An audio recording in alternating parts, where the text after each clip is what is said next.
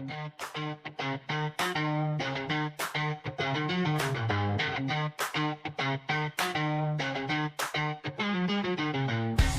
everyone and welcome back to the WenDirkCast with me, Calvinator, and the Twitch stream train, Jimbo. We'll be discussing the latest MFL updates, transfers, developments, and as always, much more as the weeks go by. And as always, one important note.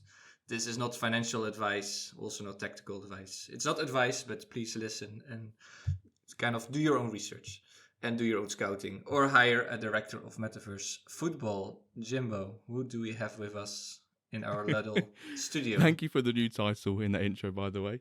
Who have we got in the studio with us today? If you're an avid MFL Ramble listener, you've definitely listened to this person on more than one occasion. If you're also in the Ramble Discord, you've definitely spoken to this person on more than one occasion. To be fair, if you're anything to do with any discords about MFL or any podcast about MFL, you've probably listened to this chap. Some say he is one of the top tacticians within the game. So we've managed to get him into the WenDirk studio today to be part of our Bench Talk mini-series. I'm absolutely delighted to welcome and introduce Mr. Kev Herd to the WenDirkCast. How are you? Good, mate. Yeah, thank you for having me on, boys. I'm an avid listener and, yeah, just really chuffed to be on the show. Awesome. We're delighted to have you with us. And for those who aren't watching, Kev has a number of wonderful football shirts behind him. So if that's not a reason to switch to video on your Spotify or on your YouTube, go have a look and turn it on to see all the football shirts that Kev's got behind him. And maybe if you're watching on YouTube, you can comment down below how many or all the different clubs that he has behind him to see if you can get your football knowledge showing there. Yeah, you can always do a little, we could almost say a giveaway, but next time. We can guess most shirts, but we'll think about it. Speaking about giveaways, Jimbo, I called you the Twitch Steam train. But how was it? Any trains? We had a great time on stream this week. I did Monday, Wednesday, Thursday, and they were all great. Obviously, Wednesday was the first games of season 6. Monday was a little bit of a sort of end preparation. Managed to do dual streaming to both YouTube and Twitch, which was really fun as well. Still trying to get the hang of the YouTube side, but we're getting there. I want to say a massive thank you to everyone who this week or over the course of the last month or however long you've been tuning into the streams, those who have subbed, followed, given away subs, you know who you are. And for you guys to be supporting the podcast in that way, it's unbelievable. And I think we've now hit over 100 subs. I think we're 122 or 127 last time I checked on Thursday, which to have that many people, I know some are gifted and I know that number can fluctuate and it can, increase as well, decrease as well. But a massive thank you from myself and Calva for all the support that you guys give us. It's amazing. And I was a little bit emotional after the stream Wednesday when we hit 100 subs from a personal point of view. And I love streaming. It's quite a big thing to hit 100 subs. Not everyone has the opportunity to do that. So to be in that position, I want to say thank you to all of you. Definitely amazing number. So I saw also like good reacts to your tweet, and it's really great to kind of appreciate those moments, and definitely good. So also this week probably some streams from your side. Yeah. And before we started the updates, so to recap, later on we'll do a little tiny spotlight on Kev and his journey as a manager, and then a lot of bench talk about, I would say, kind of the main topics we have, but we never do a full episode about them. No. So let's quickly get started. Can I just interrupt you 1 second, Calva? Just the last bit. Quick, obviously, we had the WenDirk Cups start and finish on Wednesday and Thursday. Yes, they went into one day of the season, which obviously for some progression reasons and so on and so forth was a bit of a pain. But a big thanks to everyone who stuck with us. We had over 420 clubs participate across the 3 tournaments. I just want to say congrats to the winners. 700 cap was SR Dime Bar. 800 cap was Mr. Andy Official himself. Now he's got his Haitian clubs. He is steamrolling MFL. And then the 910 cap was Kicks and Dribbles, or Nats Lions, winning that 910.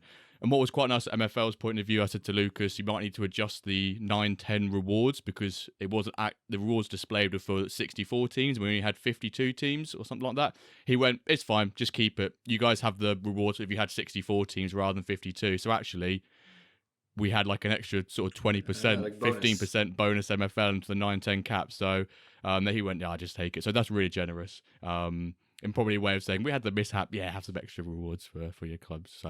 So yeah, Awesome. quick one on the WenDirk Cup. Thank you to everyone who got involved. Congrats to the winners, and they will be sure we'll sure to do some more in the future. There we go. Got out again. Yes, yeah, definitely. Yeah, so shout out to Lucas and MFL team for kind of being very communicative and also the nice gesture there. So yeah, let's start with the updates. So the moment of the week. Anyone wants to go first? Jimbo, how's Wensum kicking off? They're not in the relegation bronze? zone, which is brilliant for the start of the season. Although I was thinking about this before I came on, and this time last season, I was saying, the Wyverns won their first game against someone who's projected and someone who on paper is stronger than them. It's going to be a good season. And then we knew what happened after that. I got 3 more points for the for the remaining first half of the season. So far this season, I won my first game. I've not won one since, and I've drawn one. So I'm 1 point better than I was this time last season. But I'm hoping that between, over the next 8 to 9 games, we actually win a couple more through then. But it's a really, really tough Bronze League A. It's stupidly tough. I looked at some other projections. I know this is the same across the board, across all divisions and all the leagues within them. So I'm not just sort of highlighting and saying, because it's mine, I'm using this as an excuse. But my rating would put me in top 3 in some other bronze leagues. So it just shows how competitive leagues are across the board within divisions. But the Wyverns have been doing okay. And the Worms, who was 6th or 7th projected, they won their first 3 games and they've drawn the 4th one. We're unbeaten in 4. And I was like, cool, we'll take this. A team that you sort of just, yeah, you guys, you do what you want to do. There's just a team just to fill up with other players that I haven't got into my top teams or loaned out to other good managers. And suddenly they're unbeaten in 4. So, yeah, they're doing great. My second team's lost all 3 games. We won't talk about them, though. So there's always some ups and downs. Yeah, there's always ups and downs. yeah. But strength creep is real. I think people notice that. So in bronze, silver, definitely. I think that area. Okay, Kev, what about you? Any highlight this week? Really good start to the season. Won 4 out of 4 out in silver, which is really good. But, nice. But yeah, I'd also been a bit lucky as well, though, Jimbo. A couple of zombie teams, shall we say, in the league. So okay. Yeah, and I've been lucky enough to play them sort of straight off the bat as well. Bit of a mixed start, to be honest, for me, because I'm 0-4 in the Iron, but I'm unbeaten in both Stone leagues as well. So I've obviously taken on the Rambo this season. You know that, Jimbo. Yeah. So the baby D-Gens and the Ramble are doing really well in Stone. They're both unbeaten, but for some reason I just can't buy a win in Iron. Do you feel extra pressure managing the Ramble side? A little bit, yeah. Especially because I've now got this sort of title that people see me as this tactical guy as well. Sorry about that. A lot of pressure. Yeah, a bit of pressure. But yeah, all good. But enjoying it. It's interesting you say about the zombie team, and do you want to face them early on in the season, and it can really change the whole league.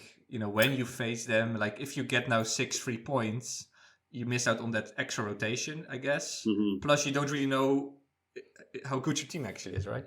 Well, it's funny you should say that, Calvo, because I'm actually a bit gutted because I would have loved to have faced them in between the cup games, so I could have used them for rotation. That would have been ideal. But to play them all right at the start before the cup start, I've now got really hard games in between the cup games, which are hard enough as they are. So, yeah, not ideal, but the back end of the fixtures, it does work out that way. So it's quite good. Yeah. So it's a bit of a...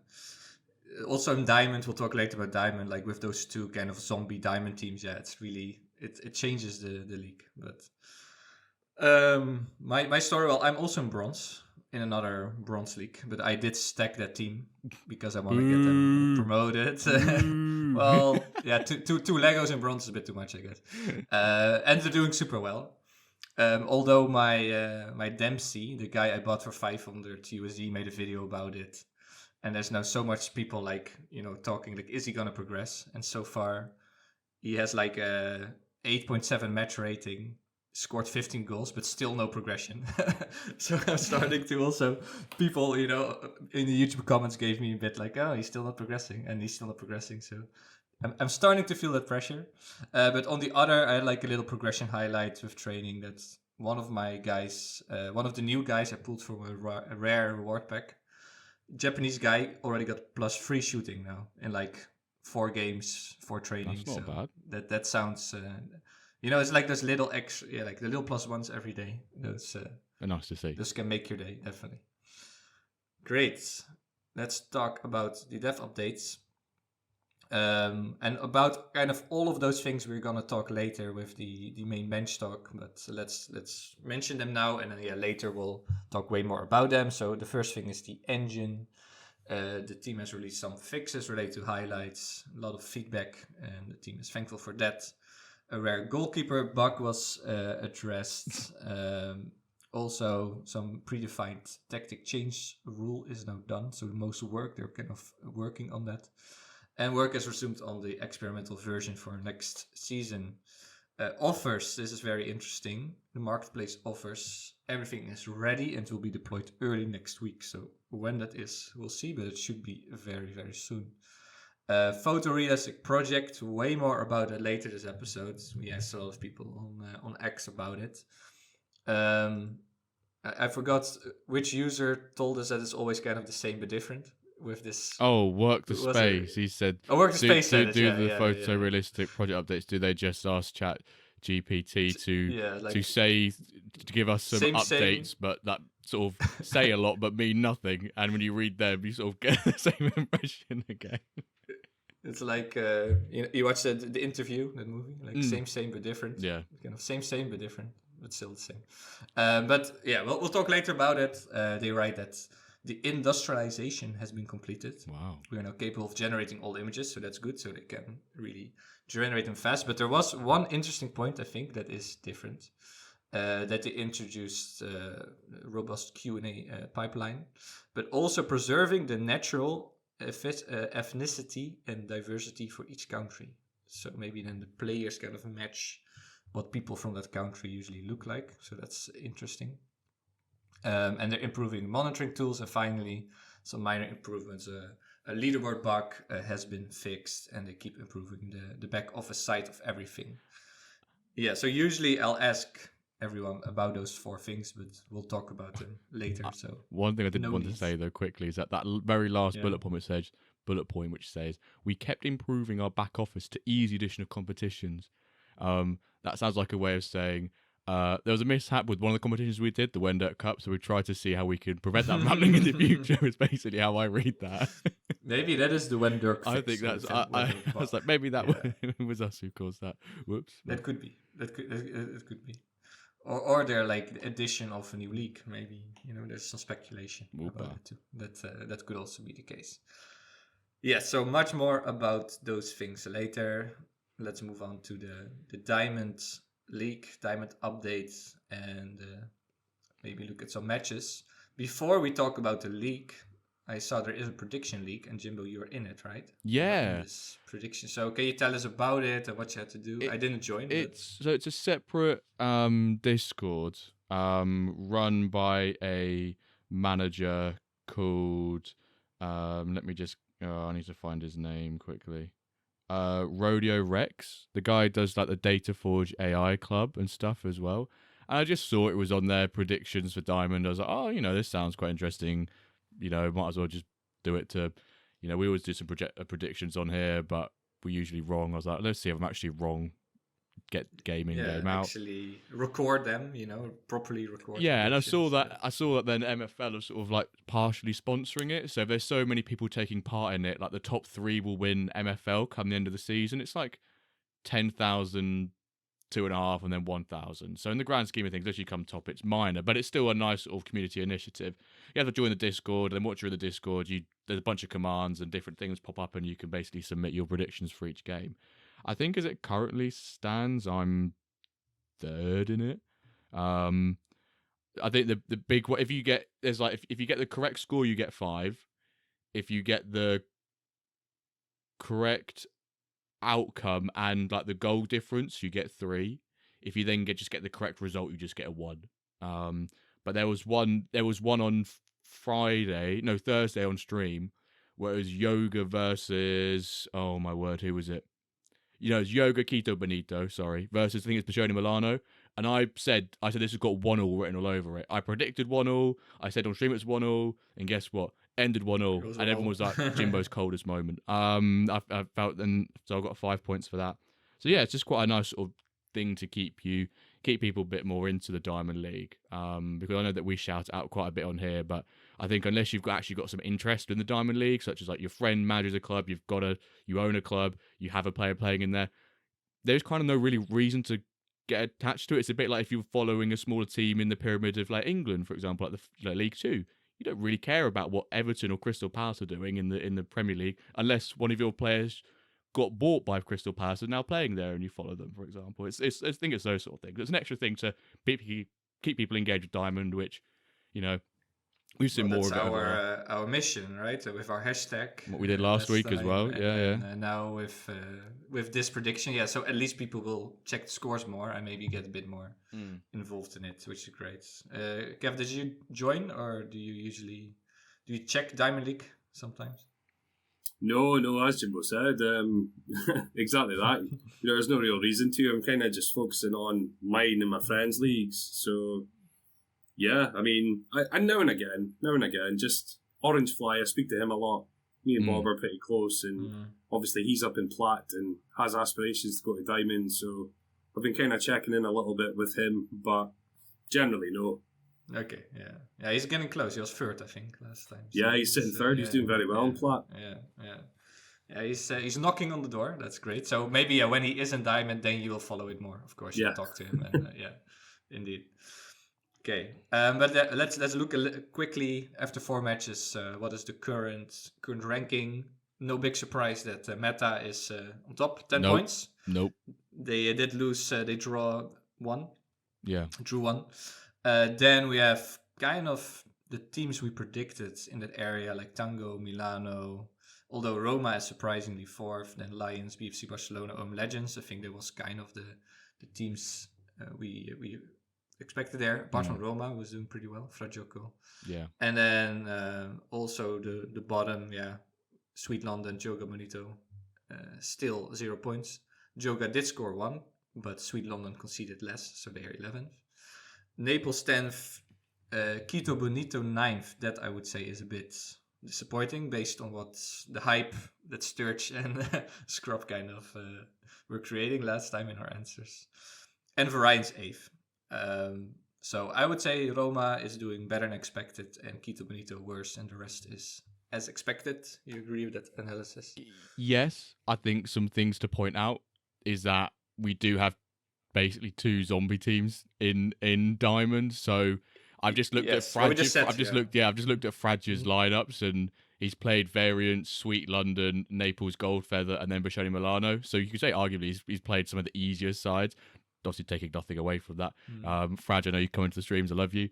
And I think if you look at Yoga Quito Benito, which I always get mixed up with Yoga Benito when doing the predictions now, it just drives me insane. Because in the prediction, the Discord, the Benito MFC bit is like cut off, so I just see like Yoga and immediately go, it's Yoga Benito, and realize which one I figure out which one it is, because that obviously impacts my predictions quite heavily. One's going to lose 5-0 every game, and one's probably going to try and be winning every game. But they've played BFC Barcelona, Bashoni Milano, Sweet London, and then Tango. So he's played 3 really good sides there. So yeah, it's too early to tell for sure. I think only after 11 games it's fair, right? When everyone has played each other once, then it's fair to... Yeah. That's when you sort of get a much better impression as to how Diamond will go. Especially with the zombie teams. Yeah, the two meh teams. Yeah. Although sometimes I saw like 2-0, 3-1, I think once, so it's not like... It's not every game they're totally, it will be. Hammered, the results will get worse now. The cups come into play and they prioritize cups. That's when they'll start shoving in commons into games. I think yesterday, Yoga Benito lost 9-0 to BFC Barcelona, and I went, "How on earth do you lose 9-0 with a bunch of 80 rated, 83 million rated players, and I went 41 rated goalkeeper. That says a lot. That's you don't put a 41 rated goalkeeper in goal against some of the best players of the game. You're asking for he didn't make a single of all the shots on target. He didn't make a single save. Bless him. So yeah. Petition for Joga to change the name. Or let's just call Sturge's team Quito Bonito and the other Joga Bonito, or Joga and Quito Bonito, something like that. We can do it. Okay. Let's see if anyone wants to change. By the way, I see Sweet London did change the logo. My candy canes. Did they change it? Did they? Did you? Yeah. So did you take any commission? Any royalties? I can maybe do a little story. Yeah. So I was making the visual on Monday for our latest episode, but the Sweet London only had the London skyline as their logo. Yeah, pretty naff logo. And it just looked bad. So I made the logo especially for our announcement, and I sent it to Nathan, and he now changed his logo. So it's great. He has now a good logo in diamond. I'm happy. Let's talk about the market moves, what happened in the marketplace, and the new manager of the week. We had some impersonators, right? And even today, a case of some impersonators. So for that reason, I could have picked Willy Biggs instead of Big Wilbert. There's a Willy Biggs. No, could have been. Or maybe Jack Zamp, who's new, and I talked to him on Twitter a lot. Also. About buying players, how to buy players. I think that's a great move for new managers to always reach out to some people. But I picked Zwags from Bristol. I don't know how to pronounce this. Zwags? Yeah, I'll just go Zwags. Yeah. Zwags. He is from Bristol, England. He joined 2 weeks ago. He has one club, Spark Club, Parma Calcio MFC, and he has a parrot in there in the logo, so that makes me more happy. Animals. Exactly. We keep expanding the arc. It's like I'm Noah. I want to fill it with all the different animals. But why I picked him is that I saw some interesting purchases. So he bought quite some common limited uncommons for that's Spark Club. But he also has been splashing cash on high rares like 82, 84. Some are 24-year-olds, some are like 29, kind of some older ones. And he got them all loaned out. So he's not stacking Spark. He's already, using his brain, like loan them out to gold, bronze, silver, etc. And get that MFL. So for that reason, he seems to have kind of a proper strategy with more some older players. He prioritized MFL. Plus he has a parrot. So I would say great first 2 weeks in MFL. So welcome to Zwags. Then some market moves, common, uncommon. 11. What a name. He bought a 74 rated striker who's 20-year-old for 140 USD from Hugo D. What do you think of that purchase? Is that the youth premium? Is there any progression already existing in that player? That's hard. I didn't see that. Oh, we need all the context, Calvin. You do need all the context. We need all the context on face value, if you would say. Face value is definitely overpaid, but yeah. I don't know. I don't really know. My 74, my high uncommon youth radar is not clued up as it is. I'm more in the okay. Unless Kev, you have a better idea. Maybe I'll first say the rare, and then I want to have like, what would you rather spend your money on? Then we'll, like, so another sale I saw, a rare players, Bill, he bought a 83 rated striker who's 27 for 220. So for like, he spent, 80 USD more, but he got an 83 rated striker. 7 years older, 90 overall better. What would you rather have? Spend your money on? Has to be the 83 overall. Yes? Yeah. But still, that's probably still an overpay as well, a wee bit. Yeah, this is a bit like the senior player, the older player market is very interesting. You have an 83 rated striker that is quite, a very good striker in most leagues, bronze, silver probably too. But he is already 27, so are you going to spend so much money on him? The 20-year-old, you cannot really use him maybe for Stone as a first striker, but he has still 7 more seasons to get to the level. So it's a hard one, but it's interesting that people are going for both strategies, like the younger player and the older player. Yeah. Then the Legendaries. Lopez, he bought an 88 rated cam, 25 from Apogons for 495 USD. And he kind of keeps buying talents for ballers. He doesn't have his own club. He just loans them out to ballers. It's a bit... he also bought my best progression player, Hidalgo, for 850, which was amazing. But I just checked his profile and he got another +2 progression. So why did you check? Why did you check? I know, you should never check. But I saw he made this legendary purchase, so I had to click on his profile. And then I saw my guy I just sold with another 2. So I was torturing myself. Then clubs, Noe Sark, he bought Canon MFC. Maybe some of you know Canon MFC from Kevin, Kazama, Dr. Matchbot. Yeah. For 299 USD. And now Kevin has no clubs anymore. He still has a lot of players. He still plays as an agent, it seems. He also has not listed any of those guys. But he seems he's without a club. So Dr. Matchbot without a club. That felt a bit sad. So hopefully he still has a club and keeps playing the game. Do you know more about this? No, I don't know more about it. Although most I know is that Canon MFC, I think it was his first MFL club. Yeah, it's pretty headed for all of the alpha seasons, like all those 8 seasons, past 5 seasons, so 13 seasons. A bit like Sturge with Jogo Bonito. And now he sold it, so I don't know why, but it's kind of an iconic club. Yeah, I don't hear too much from Kevin, the captain's chat, over the last couple of months, so maybe it's just sort of like a time thing or just winding things down and prefers, wants to still be involved, but prefers that agent approach to it, which I think over the last couple of weeks I've seen a few managers do that if they've not got time, especially when it's summer. Summer's a busy time for most people, especially some holidays. And one thing I forgot to say is Happy Father's Day to all the fathers out there at MFL. Sorry, we're 27 minutes in and I forgot to say that already. So Happy Father's Day to everyone. Yes. So hopefully we hear from Dr. Matchbot and he gets another club. Jimbo, your time to shine. My time. Splash of the week.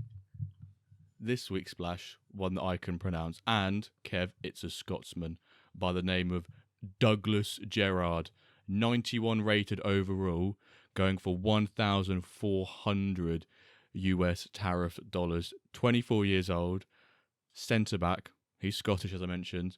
Here's a stats breakdown: 83 pace, 81 dribbling, 93 defending, 93 physical, 87 passing, and I know you're also interested about what the shooting stat is on a centre-back. It's 64, which actually isn't horrendous considering most of them are a lot of sort of sub-40s. Sold by the user NLR, being purchased by the user Something Balling 23, which I think he was a splash of the week 3-4 weeks ago as well, because he said thank you for shouting. Wasn't he last week? Might have been last week before. He was like, thank you for shouting me out, and I brought up the splash and went, hang on, I recognise this name. He's been on here recently. He's been making a few splashes over the course of the last couple of weeks. So congrats to for the sale from LNR, but also congrats on the purchase from Something Balling. A big purchase. $1,400 is no small amount in any case. So a big player. I hadn't seen what his progression looks like or his height, but I imagine he's probably pretty tall. Maybe he has some decent progression. But he's 24 years old, so he's still got a lot of time to go as yet. Definitely. Yeah. Maybe he should change his name to Something Splashing. I think he keeps splashing so much. But great, indeed, very good purchase, and congrats on another splash of the week. I want to just get a quick opinion from Kev here. The name Douglas Gerard, is that a pretty standard Scots name? How Scottish? Nah, not really. Douglas Gerard, no. Yeah, I was going to say Douglas sounds pretty Scottish, but Gerard it doesn't sound Scottish at all. Okay. That's a Scottish mum and an English dad right there. Okay. Okay. He plays for Scotland. So yeah, he was born in Scotland. Yeah, that is good. Well, that's maybe a nice connection with IRL MFL, because we had some international football going on, and also the Club World Cup is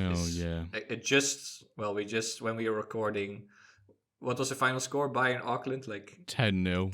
10-0. Yeah, like they And I read they were all like semi-pro, like kind of teachers and students and like, I don't know, policemen in playing for So Auckland some of them City. can't get leave to come over to the tournament, or they take Yeah, they have unpaid to get leave, like, or it's. indeed, unpaid leave to play against Bayern. Imagine going to your It will be boss. fun to write that down. Like, I have to go to the US to play some tournament against some Can you German team approve from my, the league. my leave request, please? I need to go to the States for 2 weeks probably. But it does raise a question about different types of tournaments in MFL. I thought we can talk about that. Of course, Bosco loves to ask when internationals. When international tournaments, when Scotland again, last year it was like 1 year ago, right? Yeah, don't remind 1 me. year Please. ago we had this amazing tournament, the Euros on MFL. And maybe like kind of a club World Cup. It felt a bit like Diamond against Spark today, Auckland but we could have like the FA Cup style tournament, or like all the champions from the past leagues facing off in tournaments. Like, what kind of tournaments could we do? To any suggestions, inputs? I personally like every 4 seasons we have like a World Cup or Euro Cup. I'm not against that. I just wonder Kev, how it would work. Same principle as, can a manager pick other users' players? Because that had its whole debate last time as well. Can you reject the call up as a manager? But I think something along those lines about some international tournament. Been some people who suggest maybe each of which it gets harder to kind of put forward the higher up you go up the division, but especially sort of like gold, silver, below, having a tournament where, or maybe it is in pairs, diamond and plat, gold, silver. The winners of those leagues within those divisions they come up against each other and do sort of like almost a Champions League-esque one. I guess when it comes to the diamond and plat, you've probably only got 3 teams there, so you might have to expand into gold, but then you expand into gold, suddenly you've got a massive discrepancy between the diamond sides and the gold sides, so you probably can't do it like that. But then again, that's what kind of the Champions League is. There's a lot of teams who are probably silver quality that go in Champions League, come up against diamond quality. Like you said, Calva, this Club World Cup, Auckland, come up against semi-pro, or an amateur side in Auckland coming up against Bayern. And the bigger clubs, Club World Cup's a complete other story about what everyone's personal opinions are on it. But I'd like to see something different in MFL to shake things up a bit. Let's Kev, what is your opinion? What would be your dream? Yeah, something similar. I think a divisional World Cup would be good. So, all the internationals in silver, all the internationals in gold. In that way, it's all similar level players. I guess you could cap the comp as well, but we know the issues that we've had with that. So it'd probably be better if you just keep it divisional and certain overall band-ins and things like that. But yeah, I'd love to see something like that. Certainly in pre-season when there isn't much going on. Or, mirror it to real life, do a Euros, do a Club World Cup, all these sorts of things. So it'd be cool to do those sort of themes, though, pre-season when there's nothing going on. Yeah, or just every 4 seasons you make it 1 week longer and includes an extra tourney. And yeah, what you said about rev share, Jimbo, you can just give 25 player squads 4% if your player gets called up, right? And you have a bit of extra earnings. Plus you could have the under 21s, what I would love. Like, you could make it bigger and have as many people kind of being part of it, with loaning out 1 or 2 guys, under 21, under 18 even, on different levels.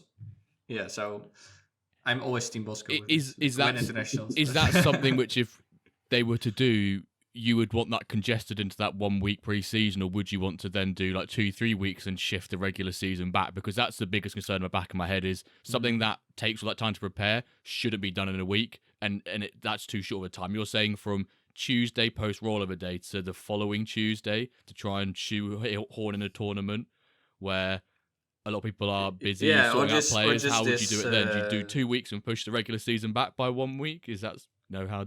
I would say like a World Cup every 4 year, like every 4 seasons, 1 extra week. And you cannot just have those country licenses who can have contracts for 1 week and then they get sent back with a bit of MFL in their pockets. Plus, it would be great content. And just like, imagine you have like your profile with a player and it says like 5 caps for Scotland, like something that would be amazing. Epic to see. So it is hard to do, but it would be so good. It would be great. I think they'd have to push the pre-season. They'd have to extend it. I don't think it's right to do it all in a full week. Yeah, like for sure in 1 year with the World Cup, we need to have something like that. But see, I think you could probably organise it during the season to have it set up all ready to go for the end of the season. So a week could be enough if it's planned well. Yeah. Should be possible. You would love to see. Some will do that. It will get organised during the season. A manager will call up a player, forgetting that he retires on rollover day, and suddenly he can't be used because he's forgot that he retires at the end of the season. But then what you said there earlier, guys, about rev share, that's also a great incentive if you're trying to, say, sell a player. He's going to get 4% in the upcoming World Cup rev share. So that's... it's a nice carrot to buy a player as well. Yeah, I think it has potential as always, but let's see. Okay, and now the highlight of the show is the beer top 3. When was the last time? It worked space, right? Yeah, worked space. 2 episodes ago, yeah. he added what I thought was vegetable, but it's Whitstable, bay, pale ale. You and your vegetable mind. It's not a vegetable, yeah. It's like Freudian slip, or how do you call it? Whitstable Bay Pale Ale, third spot, Orval, the Belgian monk beer from Alexis, second spot, and Pacifico, an American beer, and Laird added that on the first spot. So, Kev, what is your favorite beer and which one would you replace? So my choice would be Ichnusa from Italy, from Sardinia. So I shared it in the Cheers and Beers section of your Discord. Sorry, Jimbo, what? No, don't worry. I thought you said had you shared it just now? Was it one you've shared in there before? No, I shared it. It must be a good couple of months ago now. But yeah, it's a tiny little stubby bottle, non-filtered, Italian lager, very smooth, very nice, quite sweet, beautiful beer. But it's quite hard to get in the UK, so I went with that for the evening. Desperado. With Desperado. I don't know. Yeah. Kev, what's the temperature like where you are at the moment? Has it been? It's quite muggy. It's quite warm. Yeah, it's not nice down here.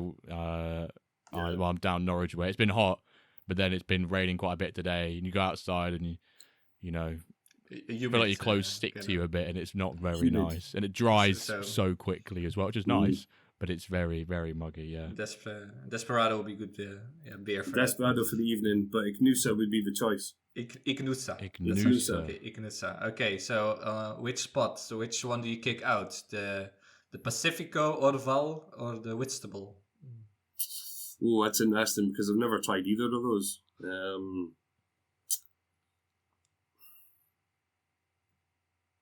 I'm gonna go in at number 2. Number two. Oh, number 2, because I'm assuming number 1's elite. So number 1 is Laird's Pacifico. I think some people will be upset by this, but we're gonna all the Belgian the Belgian beer, the monk, yes, monks, Dio's fan club. That's number 2, Orval. Yeah, that's it has been in there for. There you go. That's the one, Jimbo. That's the one. Yeah, gorgeous beer. We're gonna put Ichnusa. Was it Ichnusa? From difficult to obtain in the UK. Maybe Calva would have a bit more joy. Yeah, being on mainland. We'll hunt. We'll hunt for it, but Ichnusa, that we'll put it in there number 2. So now we have Pacifico Laird number 1, Ichnusa Kev number 2, Whitstable Bay Pale Ale Workspace number 3. That is the beer top 3. So let's get started with the bench talk and the tiny spotlight. So let's start with our tiny spotlight. Kev, what is your MFL story? How did you join? When did you join? Why did you join? Yeah, so I originally played Sorare for just shy of 4 years. So I was in the Ramble Discord, as you know, Jimbo, for a long, long time. I've been there. Mm-hmm. And then a couple of legends of the Discord started talking about MFL, Smoggy, Pedro, and Hoodwink. So they'd been playing it for 3 months, I think, at the time. And this was late October. They started mentioning it to us last year. So SR Monkey joined, created an MFL channel in the Ramble. And then I thought, what's all this about? I'll have a look, because I was Of course, we'll have a look. Yeah, well, I was interested in another game. I was not bored or so there, but I was looking for something else to fulfill the wider scope. And yeah, I mean, obsessed with Football Manager since I was a kid. There was a game called Football Manager Live. Had you ever heard of that, guys? I heard of it. Yes. Heard of it, never played it, but heard of it. It was like a short-lived experiment, right? Yeah, it was on the go for about 5-6 months. So I played that. I was obsessed with that. I was quite good at it, and similar to Football Manager, but very similar to MFL. Community flavour. You had game worlds where you played all your players in. I've heard Net mention it before as well, so I think he was part of it as well. So yeah, I love Football Manager Live, and I've been kind of searching ever since for an experience similar to that. So MFL looked perfect. So yeah, obviously in the back of SR Monkey and the guys jumping in, I jumped in as well. And yeah, just been hooked ever since. So that was the beginning of November I joined. So that would have been just before Season 1 started? Just before Season 1. So I managed to get the D-Gens fully kitted out just for the start of Season 1. Yeah. And whereabouts did you buy into within the pyramid at that point? So very sort of base level ice players is what I went with. And to my surprise, I won the league first season by 15 points. I couldn't believe it. And I thought, the tactics are working, everything's just slotting into place here, because it wasn't an overpowered squad. I think it was maybe mid-level for the table. So, yeah, to win the league by such a massive margin, I was hooked even more at that point. I was like, give me some more, stick it in here and feed it to me, Great dopamine rush, kind of. Yeah. So, I was totally hooked when I won my first league. And then went on to win back-to-back leagues. So I won Stone, Iron, and Bronze straight away after that. Wow, cool. Great. Yeah, incredible journey so far. Great start, yeah. And then I've kind of hit my ceiling a wee bit in silver, but that's mainly because I plateaued into other sides as well. So I bought the babies and the dandies, so I now have 3 teams as well as the Ramble that I'm managing this season. But I kind of spread the players out over those 3 teams as opposed to kind of going all in on silver. So that was kind of why I stopped progressing, and I'm quite happy in silver for a while. Yeah, I think silver's very, for someone in bronze, I'd love to be in silver, but I know there's definitely much more time required, the caliber of player required. It is quite a substantial jump, so I can definitely see the appeal with just being able to hold your position in there or trying to always push for playoffs. But you want to get promoted, but maybe I'm not speaking for you here, but if you got to gold, would you have the resources to go into gold, or were you quite happy sort of maintaining in silver a couple of seasons before going up? I would have the resources. Whether or not I'm willing to throw them in is another question. Yeah. I mean, I could probably sell the rest of my players and the rest of my teams and give it a real good go in gold. But I'm quite happy having this spread of players because I'm seeing it as progressional. As in, Stone will feed Iron and Iron will eventually feed Silver. So, yeah, I'm really enjoying the spread at the moment. And, yeah, quite happy to stay in Silver for a while. Nice. Great. Yeah, so if you would say, how was Season 5 and what did you change in Season 6? So I'm curious, did you make some, buying or selling or reshuffling? Kind of maybe the lessons learned and what you are doing differently right now in Season 6. Okay, so part of what I've tried to do, Calva, the whole time, I've kind of relied on loans ever since Stone and Iron initially with the D-Gens. So I relied quite a bit on loans. I was giving out maybe 20, 30, 40% rev share every season. So I thought I'm going to gradually build into this and just get more and more of my players, get the quality up, get the progression, and just be less reliant on loans every single season. So I'm down to 20% rev share in just 4 or 5 loans now. So yeah, that's kind of my main aim, is to just eventually own all my players, have no loans, get all my rev share to myself, and then just build from there. So, but lessons learned from last season. So I survived in silver on goal difference. I was incredibly lucky. Oh, wow. Incredibly lucky. And it was actually Dane that went down in my place. Dane's Gauchos. So, he wasn't very happy with me. Was that surviving the automatics or surviving that 9th place spot? So I finished 8th, just above Danes. It was the relegation playoff. Yeah, he was in the relegation playoff, and I just survived by 3 goals. It was. Wow. It was that close. It's crazy. Yeah. So yeah, but I'm incredibly lucky this season. The strength isn't anywhere near as good. Mainly because the 2 best teams went up as well, and a couple of teams that came up aren't as strong as the teams that went down. So yeah, I've landed quite lucky this season, but there is still 6-7 very, very strong teams in there. So as you guys said earlier about playing the first 11 games, that'll be when we know where I'm going to be. Yeah. So yeah, at the moment it's not a true test. Yeah, it's just getting. I think we all noticed this, like for maybe me in gold, you in silver, Jimbo in bronze. It's like you can stay on the level, but it's getting always a bit harder. And you see, the strength creep coming in, and you need to maybe loan or buy, or it's like the water keeps rising. You to kind of keep your head above the water. That's how it feels a little bit, I think. And I don't know if you remember, Calva, but we were in the same Iron League last season. So you're Huzaars Hollanderse, I think you pronounce it? Yeah. Huzaars Hollanderse. That's how there you go. in Polish. But yeah, they are the stacked bronze team I talked about. I really want to get them up instead of my gold team. Going to do a switch to make them a main team. Yeah, I could tell that was the case in Iron, because what a strong team you had there. It was an incredibly strong team. Yeah. And Wilbert as well. Big Wilbert's Music City. So you guys obviously both went up, had incredible teams. I finished 3rd behind you 2, and then just got killed in the playoffs. So I'm still in Iron, unfortunately. Yeah, it's competitive. That is that's for sure. Well, I was delighted to see you 2 go up, that's for sure. Yeah. Yeah, now I'm also what I said, 12 points out of 4 games plus 15 goal difference already, it's really crazy. But yeah, I mean it's not tactical genius, it's just stacking, and I want to get them up. So you pay for it in progression. So I'm sacrificing that a little bit. Okay, before we do our bench talk, maybe what would you say are your main long-term goals? Like you said, spread it out and the ref share, get it down. Yeah. Other goals you have, or personal goals? Yeah, I mean, as I said, get the rev share down, eventually own all my players, try and get a few progression monsters in there and keep them. I don't want to sell them, I want to keep them. Get them in the top team and play them. But aside from that, just, help people in the community, build out the teams, eventually get a Spark license probably and start again from the bottom again, because that's always good fun. Yeah. Just build out the teams, build out the players, help as much people as I can. Awesome. Sounds good. Yeah, we had with Laird, I think Laird asked Workspace,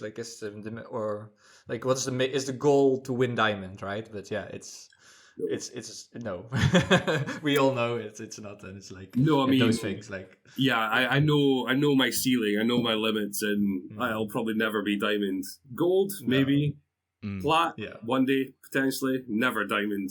I don't think I'll ever reach that. Exactly. Yeah, it's good to have those smaller goals and take it from there. Exactly. Unless I get 16 progression monsters, then yeah, I doubt I'll ever reach that. But you never know. No, that's the beauty, right? Yeah, you never know. But and then selling, what I just said, I sold my monster, and now I regret it a little bit. But you can also keep them and then take it from there. So it's always it's a tough goal. We in the Dutch league, we keep selling them to the Premier League. Sometimes very good, Vincent Janssen, remember that dude? That was the best sale. But then do you keep those guys, sell them? It's always a big thing. Okay, bench talk. Unless Jimbo, you have still another question. No, let's fire away. Let's kick off with the bench. Yeah, I think we have loads to talk about.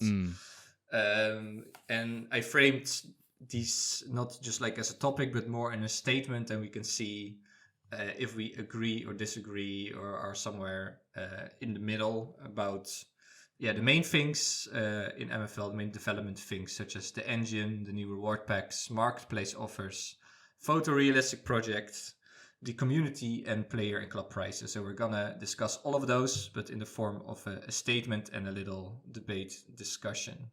So the first one is the engine is better than last season. Do we agree, disagree, or... middle, somewhat.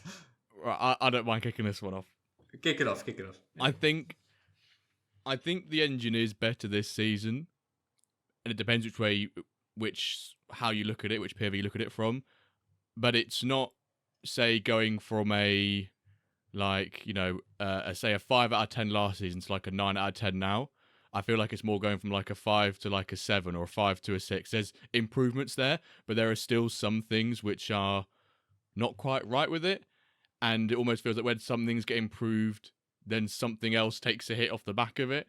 One of the big ones this season I'm finding is for the last 2-3, at least season now, maybe 2 at max, is goalkeepers and some of the things they do.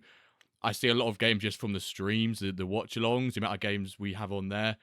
And I think there must be about 15-20% of games we show each day as a goalkeeper just doing something that we're like, what on earth's gone on here? And if it's 20% of games, 15% of games, that's a bit high, that's quite a lot. We've had one where, and even on Wednesday, I know that Bob shared it in the Ramble Discord, his goalkeeper took a corner. And then just walked slowly back while the other team just sort of just passing it around. It's obviously, that's crazy. For one, why is his goalkeeper taking a corner? Because you can't even set that up in the first place to take the corner. And then why is the goalkeeper not running back? And then why is the other team not trying to attack, basically, when the goalkeeper's just sort of, strolling back? Some things like that. And then the goalkeeper just coming out of his box for wacky reasons. Someone else said that they had their goalkeeper taking a corner as well. I was like, how is this? How is this happening? Well, hopefully that was the bug. They said it could. Hopefully, the goalkeeper is fixed. But but apart from that, like overall, you would say. I think overall it's better, but I think the things that aren't quite as good this season, or that they need improvements, they always stand out more in the things you critique and you look at more. Direct free kicks seem way more prevalent this season. I think it's the right word. Not even from from a scoring point of view, but also I find a lot of my highlights in games are direct free kicks, whether or not it goes out for a goal kick or a corner or saved, a goal, etc. It just seems that there are many more direct free kick highlights, which is it a bit like season 1 where we had lots of corners going and they came to nothing? Is it sort of different set piece has a high occurrence within the highlights? But then again, it is a highlight, so it's like watching YouTube highlights when watching, comparing it to real life. You see all the good, you see all the bad. If there is, I imagine maybe not so much now, but 10 years ago when Ronaldo was at his prime, probably a lot of the Real Madrid highlights had him having about 3 free kicks a game, and I'm not saying that's why we should be having them in this season. Every single one of them. Exactly. Everyone's buying tickets at the top of the stadium to try and get a little capture of the ball rather than the expensive ones down the bottom of the stand. But I think this season's engine is better, but I think there are still some big issues around like the goalkeeping positioning and pieces like that. Okay. So slight improvement from your side. Slightly agree. Kev, how would you? Yeah, I think Jimbo's just absolutely nailed it. I think it's better, but just a notch better. It's not massively better. I'm seeing a lot of the same issues that I seen last season. But I've also seen some improvements. Some of the AI is better. Some of the striker movement's better. But there's a lot of direct free kick goals. I remember, was it season 2 or 3 where it was indirect free kicks that was OP? I think it may have been now season 1. now it's more indirect. I think it was, So now it's more direct free kicks. So it'd be nice to just kind of balance that a bit and have some indirects that go in, some directs that go in, and just, balance. But yeah, generally it is better. It's just a notch better. There's still a lot to do. But hey, the guys have done an incredible job with that 100%. engine. So, that's exactly. Not a criticism whatsoever from me. No. Yeah, I think that we always have to first appreciate they build it from scratch. It's already amazing that we have 2D and everything. But yeah, from what we have, we can always see and notice and what can be slightly better. Definitely goalie is a hot topic. For me, indeed, the indirect, I noticed yesterday I had like 4 or 5 in my match and nothing came from it. I was like, they are supposed to go in. Why aren't they going in? Well, the direct ones, indeed, they fly in. So exactly, it's finding balance. It's that that's tough. But yeah, what are like the main things is that it's good. There's some stability. Do we feel like overall it will represent like how good you are with your setups and your tactics? Do you feel like you can get that edge? And that's I think one of the most important things, I guess, about it. Do you feel like that's the case? Well, I actually preferred the first few seasons tactically, because some of the more radical tactics I was trying was pulling off. It was working. But this season and last season, I've had to keep it a lot more basic than I've liked. It's working. It's working well generally across the board. Okay. But I'd like to just be a bit more flamboyant with it, a bit more extravagant, you know. I'll try and keep it as cryptic as that. It's very similar to how I used to would run the Wyverns, and I've said it on the pod many times. I run with extremes on the team instructions and the setups. And then last season it just didn't work. I even tried to go back to it this season, just didn't work. And I really want to go back to that setup though, not because I consistently overachieved with it. Definitely not the reason. Although I would like to go back to that position in my clubs again. But I thought it was a fun setup to run, and I liked watching my games play with that setup. So maybe that is just the engine evolving where that really shouldn't be the case. I can run everything on the extremes in a combination which, when you stand back and look at it with in the morning after a night's sleep, you go, that setup should never work, as well as it should do. So it's probably the reason why it's been nerfed slightly. But yeah, I would like to see some extremes come back into it. Yeah, that's kind of what I was aiming for as well. But in certain games, it will still work. Like if you identify a weakness, you can maybe use that extreme in that game and it'll still work.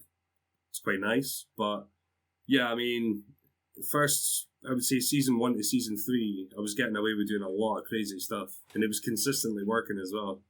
And it was so much fun. Yeah. There must be an amazing feeling that you feel like I got it. And yeah, definitely. Well, I mean, that's why people seem to look at me for tactics, but yeah, I'd like to think it's probably playing Football Manager for 30 years, and knowing football and stuff. But yeah, it was probably just the engine just working in my favour as well, to an extent as well. Yeah. And it's also like to finish up a little bit an IRL thing, of course. Also, like, some teams like Barcelona in the Champions League at one point had like crazy high lines and full pressure. And like, yeah, sometimes it works like a charm, and sometimes you get punished for it like crazy, and they get the right medicine against it. Or like Ajax always have this, like, we want to play beautiful, total football, Dutch school, whatever. And then Farioli came in like, no, we gave away too many goals, super defensively. And that can also work. So it's also a bit of an IRL trade-off sometimes, I feel. Yeah, that's a good analogy. I mean, Ajax and Barcelona play that sexy 4-3-3, open, tiki-taka. That's the way everyone wants to play. Play out from the back and dominate possession, dominate the shots. Yeah, it just doesn't always work, I'm afraid. No, exactly. And you need to play for that IRL and also an MFL, of course. So a lot to it.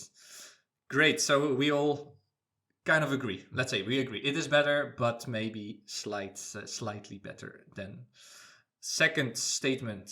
The new reward packs changed the way I spent my MFL. Or is it... Kev, you say no? No? No, not for me whatsoever, because... for me, they were overpriced. Certainly the higher end ones were overpriced. I actually thought the low end ones were quite reasonably priced. But 100k MFL for an 88 to 84 rare player, I thought was too much. Whereas 47k for the chance of hitting that player, you could pull 2 of those packs for the same price. Well, still save a bit of MFL as well. So 94k would get you 2 packs instead of the 100k getting you 1. So yeah, I did think the price points were interesting, but it's a new feature. I don't know how many people bought it. Maybe it did work. Maybe MFL will roll it out again because it was successful. But for me, I didn't do it. I just bought the standard packs. Okay, so the old ones, let's say, Jimbo. Yeah, the old ones. Yeah, Jimbo. The new reward packs did not change the way I spent MFL. I, a bit like Kev there, when I saw I thought the prices were going to be higher, But then when I saw them, I was like, oh, they're not as high as I thought they would be. But then actually, when I looked at them, studied them a bit more, when I saw them all there together, went, well, actually, why would I just not buy 2 rare here and have that enjoyment and the thrill of, yeah, I might get someone lower, but I feel like the worst case scenario in the regular rare pack is better. Sorry, the worst case scenario in the regular rare reward pack is better than the worst case scenario in the upper band. You know, you've got a higher ceiling, but you've also got a lower floor to it as well. You know, if you get that 80 rated left wing back 28, which obviously is a very, you know, to get all that happening in sequence is pretty rare, and you'd be very, very unfortunate. But if I got that as a 75 rated, you go, well, I've paid less and I've got less. But then if you got 80 rated, you feel like I've paid more, but don't really feel like I've got more, if that makes sense. So it hasn't changed the way I've looked at rewards. Bronze is in a really weird position where I need to have mid to high end rares, but season in, season out, unless you win bronze and then comes semi-finals in the cup, you can't afford the rare pack. So you basically either save it, which, let's be real now, none of us have got the patience to do that, and if you do, then fair play to you, or you buy the uncommon packs, or you sell your packs to target players in the marketplace. So that's often we'll end up buying an uncommon pack to see what it goes for my stone, my ice club and my iron club, to see if a high uncommon could go into iron and be in a good environment for progression there. Or I'll sell some packs to try and target funds for my rare player buys, because I don't earn enough MFL with the bronze club to get the rare pack. And even if I did have enough, I probably wouldn't go for the upper band of it. And if I did go for the upper band, I'll be there for after like 4 seasons purchasing it, which I might as well then go buy 8 of the regular ones at that point. What about the lower band then? I mean, I'm the same with I also got the 47 ones. I think it's, much smarter choice for rare for sure. But what about lower band? Like lower uncommon, lower rare? Where my clubs sit within the pyramid, does it make sense for me to get the lower ones unless I feel like I'll stick in iron with my second club? Lower band for bronze seems meh, unless you think you're going to get relegated. If I get relegated to iron this season, that lower band then becomes quite tasty. But then if you want to push to get back into bronze again, oops, the lower band's not so tasty, because I want to go for the mid to upper band. And therefore, what am I probably going to do? Sell packs to buy players I want to off the marketplace, because I think that is the best way to pick up players that you want to get. So ultimately, Calvin, this has not changed how I spend my MFL. No, it seems to be the no, the it's not case. changed. Yeah, you could argue maybe for a more like quantity approach, that you get like a lot of low rares, free low rares instead of one high, something like that. And maybe The limited one's quite nice. The upper band limited one is quite nice. Upper band limited or upper band common, right? That you want to have loads of new players for a quantity strategy, progression strategy. But for sure they're not crazy low. That's like he's 16, but he's 35, and he needs to have like plus 40 too. So maybe, but yeah, we all spent still the same then. We're a bit like conservative. I think I know what would have drove sales of that more is if they gave it a guaranteed age. So you imagine for the 100k pack, it was a max age of 21.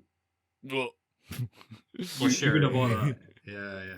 If you're guaranteed an 80 to 84 that's no older than 21, you're probably buying that. I could see them doing an age, and I'd love them to do an age sort of centric pack. However, they would have to cap the amount that go out each reward season, I think, just because you'd skew the population pyramid. I think you referenced to it last week, Calvin. You'd skew the population pyramid, which ultimately, from an MFL point of view, the team, they don't want to have everyone having younger players. They want everyone to have the older players, because then there's an incentive to then go buy packs to replenish your players. Obviously, that's the revenue piece.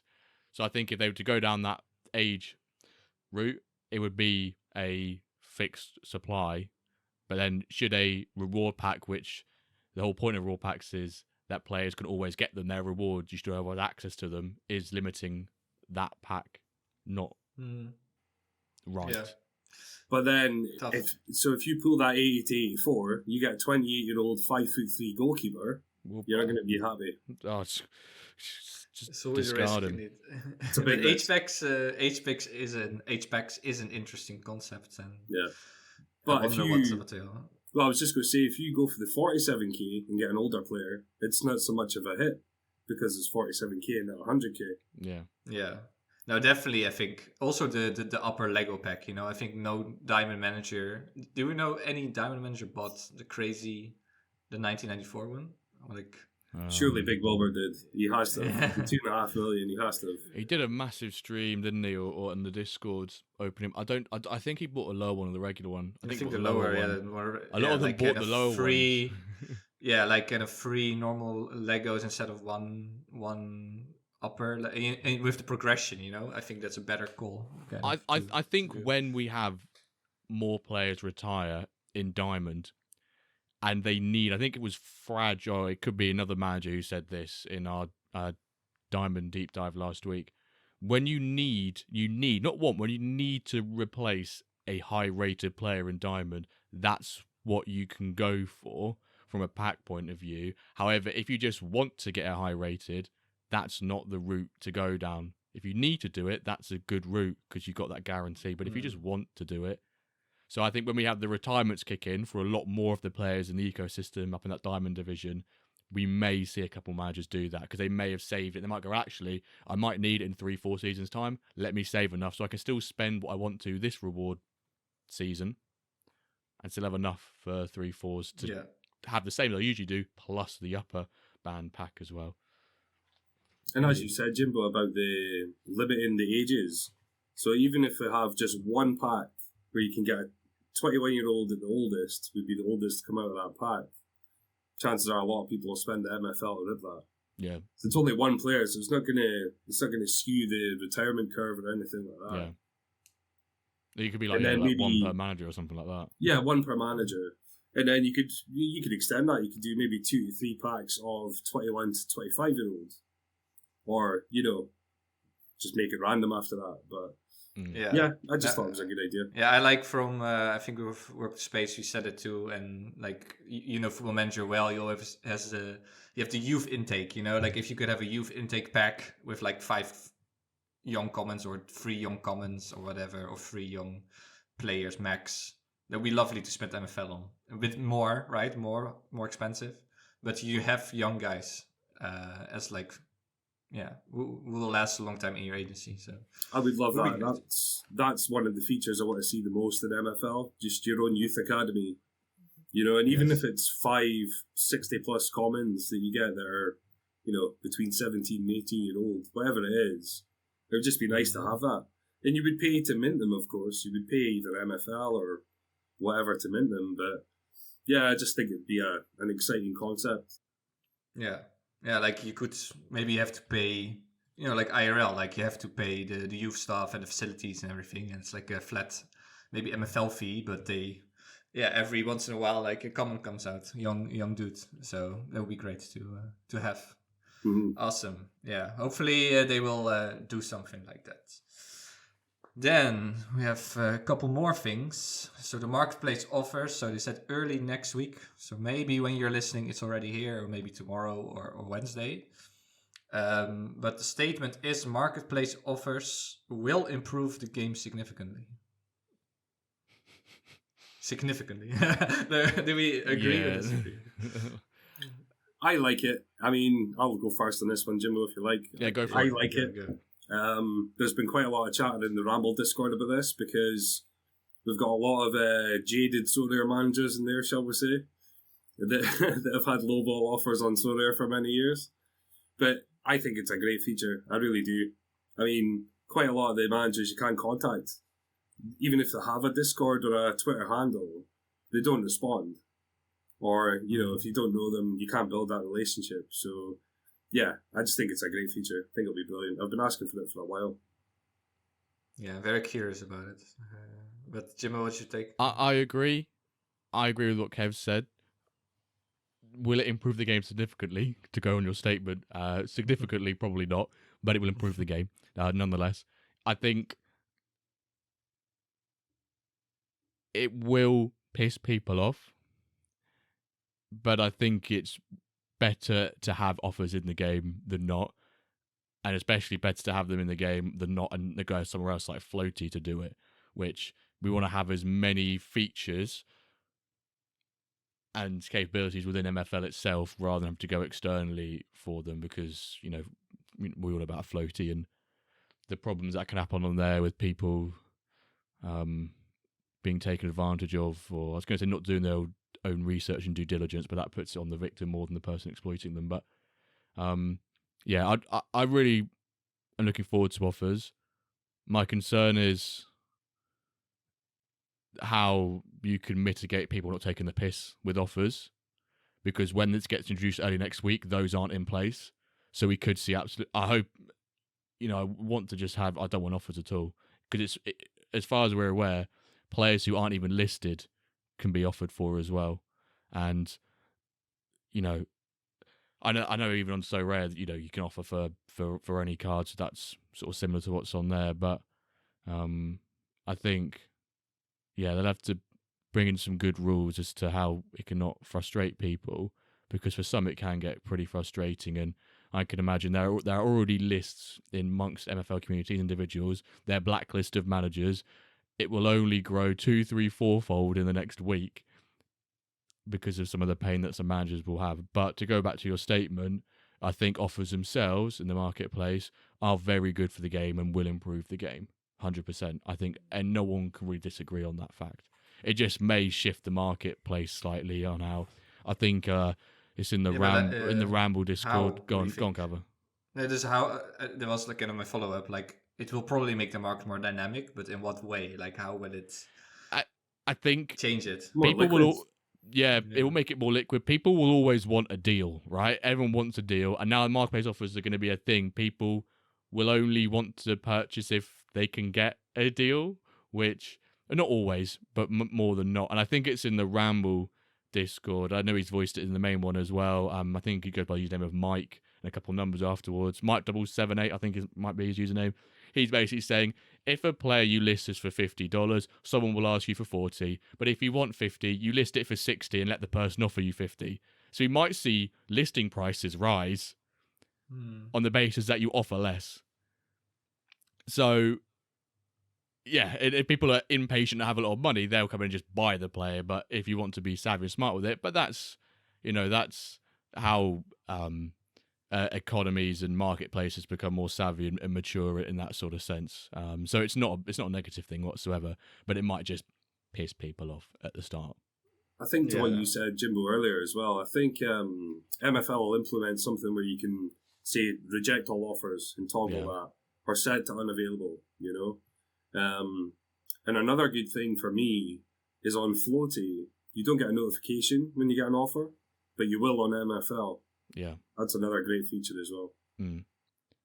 It would be nice then within the inbox, hopefully, if you can then, I don't think it's the thing now, but I know people have been definitely asking for it, where you can filter out what comes into your inbox. Like, can I only have my inbox show me all my offers? Can I have it show me all my contracts offers? Can I have it show me all the sales I've made?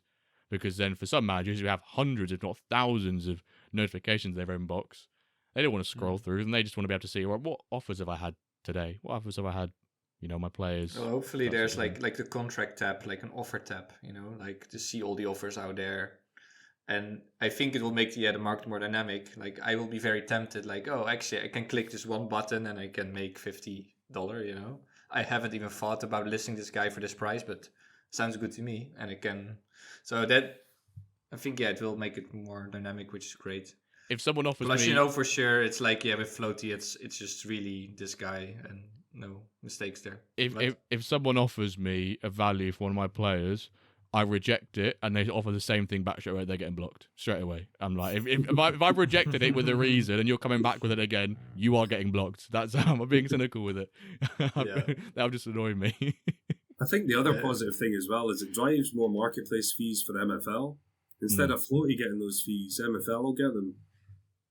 Yeah, no, that's you loads of I wonder what the fee structure will be like, though, because obviously on Floaty you get decreased fees coming in from offers, correct, than buying off Floaty. So I can't imagine MFL would do that, because everyone would just purchase via offers then, rather than purchasing off the marketplace. So I imagine we'll just see the same structure we've got now, which then may incentivize people to then go still offers on floaty if they can agree it on MFL. You could go play devil's advocate for that forever and ever if you wanted to, but yeah. I think people will still use floaty for the big bulk deals, But I do think it'll drive more marketplace fees back into MFL. It's great for a trader. There's a lot of traders in MFL. They'll be loving that feature as well. Yeah. I hope also that will be part eventually, like swaps, just like propose swaps in there, but also bundle buys that you can make an offer for 10 guys, for 20 guys. So you can have this whole agency, all those guys buying agency, but like you could make such a big offer that will also make it more dynamic and better, for sure. Well, what would be great as well is if someone makes an offer, if you can counter that offer instead of accept or reject, similar to So Rare, they just quite recently implemented a counter offer feature. So it'd be great if we eventually get to that as well. Yeah, also with the Football Manager experience, right? That you have this talent and you get all these offers and you just, reject but propose or negotiate. And a little message. A little message, yeah. No, it would be lovely to... well, let's see. I'm super curious. By this time next week, maybe we'll have so much to talk about. Excited to see it. That. Yes. Then Photorealistic Project, and actually, Jimbo, we did a little, tweet to get some feedback, because usually we kind of say the same stuff, we recycle it. So I thought, let's get some community takes, and then we can talk about our statement, which is that the Photorealistic Project is essential for the growth of MFL. So that's a statement. But let me do some takes. First, the positives. So SR Monkey said that he changed a lot between kind of loving and hating it, but right now he's firmly into the positive camp, and he has a lot of confidence that the team will nail it. And his big advantage, he said, is that ethnicity, nationality piece I mentioned, that they will be able to match that better with the nationality. The ethnicity. Cedric said, great, I don't like the cartoons. Brentwood Way says, some of the cartoons look strange, and attractiveness of players adds value, so we have to make them look amazing and beautiful. Anaris says the cartoons were off-putting him, so it took a while to start playing MFL because of it. So he says photorealistic will appeal to more people. Then some negatives that Mate says the current style is fine if it's a game. So if you make it too realistic, it will feel uncanny. And Joao, are you doing? Also agrees with it. He says it's too realistic. It's just uncanny. There are people who don't exist, and the current design is great for a game because it's a game. Or Sponge Rare says it's not good. The artwork is one of the things that attracted me to it. Or Charles says the team should focus more on other features. Root Core says it's unique artwork and it gives MFL own identity. And McBride also says they aren't real players, so it's so weird. He would like to see a sample. Then some balanced ones, like Ron John says 3D would even look great, but a bit more gamified to keep it from really IRL real people. Doge says toggle on, toggle off is the way to go. Big Mr. K14 says that he also loves a toggle option, but it could be hard for the server, so he understands photorealistic is maybe a means to grow the game. So we can keep going on and on. Finally, Duff had a super long reply to me and to our tweet. He said it would be great if the team could show a sample, show, don't tell, loves the artwork, players have a lot of personality. From a tech point of view, it might be a good decision though. You can customize the jersey, players can change as they age. Cosmetics, aesthetics, it could be a route to generate more MFL. And the cartoons were great to start, but maybe it's time to move on in order to grow the game. And then finally, from the big boss himself, Matt, he gave us a few pointers, what their reasoning is. So Matt said, the new player look will bring a more immersive MFL universe, like a real universe, Metaverse. It will look more professional. The cartoons can be seen as a bit childish.